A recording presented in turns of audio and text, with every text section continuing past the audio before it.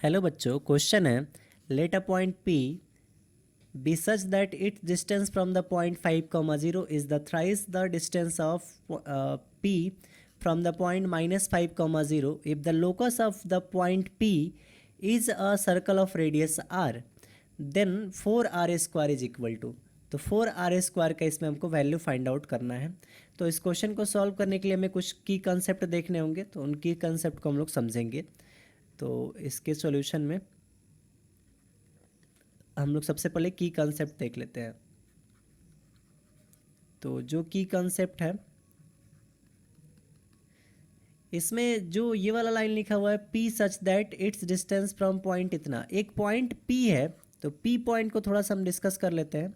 ये point P कहीं ना कहीं यहाँ पे, और आपका ये पॉइंट 5,0 कहाँ यहाँ पे है, और यहाँ पे एक पॉइंट -5,0 है। ये आपका पॉइंट P है। अब कैसे पता चला कि ये इसको ऐसे डिस्ट्रीब्यूट करेंगे? तो यहाँ पे लिखा है P such that it's distance from 5,0 is the thrice the distance of P from the -5,0। यानी कि अगर इसके बीच का डिस्टेंस अगर आपका 1 है तो ये इसके 3 टाइम्स होगा। इसके बीच का डिस्टेंस ये मान लीजिए आपका 3 हो जाएगा, क्योंकि 3 गुना बोला गया। अगर ये 2 होगा तो ये 6 होगा। तो ये कॉन्सेप्ट इसमें यूज करना है।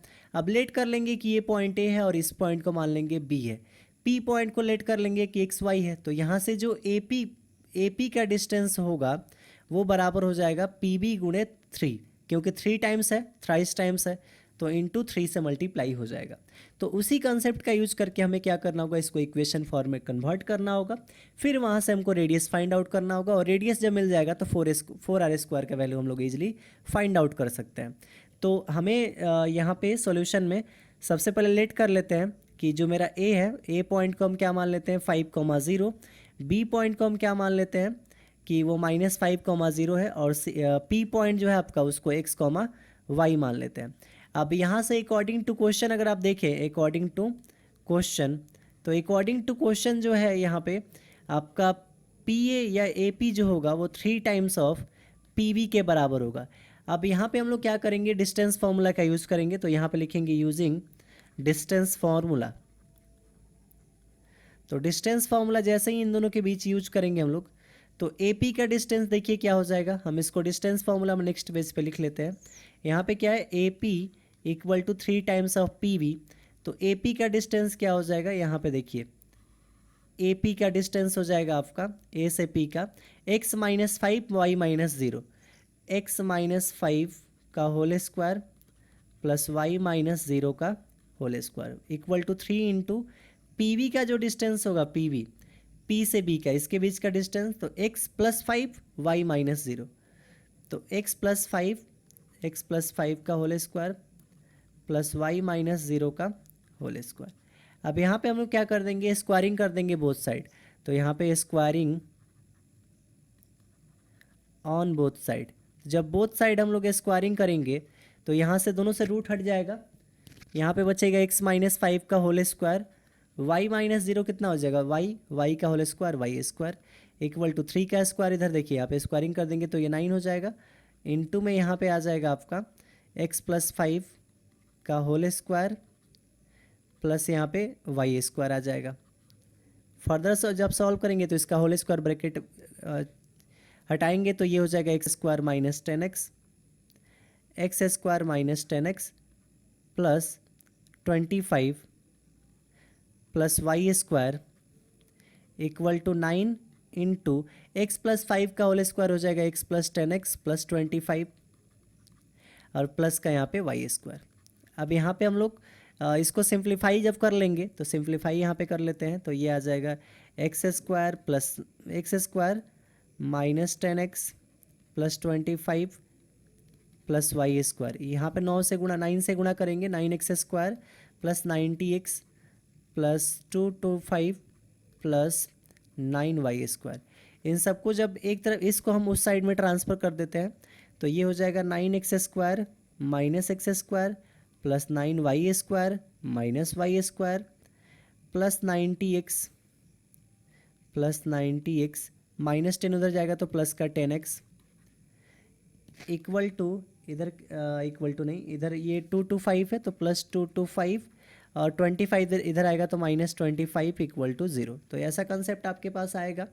अब यहाँ से देखिए 9x² में से x² जाएगा तो आपका 8x² बचेगा, यहाँ पे भी आपका 8y² बचेगा। 90 और 10 आपका 100x हो जाएगा, प्लस 225 में से 25 को माइनस करेंगे 200 बच जाएगा, इक्वल टू आपका 0। इसको नेक्स्ट पेज पे लेते हैं। तो ये इक्वेशन कुछ ऐसा है।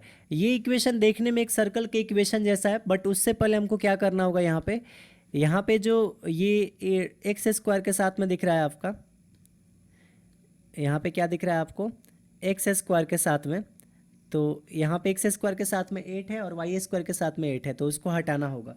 तो उसको हटाने के लिए हम क्या कर लेते हैं, 8 से डिवाइड कर देंगे, तो डिवाइडिंग बाई 8।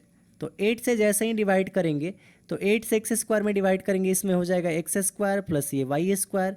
100 में 8 से डिवाइड करेंगे, 100 डिवाइडेड बाई 8, तो ये कट जाएगा 4 2 जा, और 4 से ये कितने बार में कट जाएगा, 25 बार में। तो ये हो जाएगा 25/2x प्लस 8 से इसमें डिवाइड करेंगे तो ये कितना हो जाएगा, 8 2 जा 16 और 8 5 जा 40, तो 25 इक्वल टू 0। तो ऐसा कंडीशन आएगा।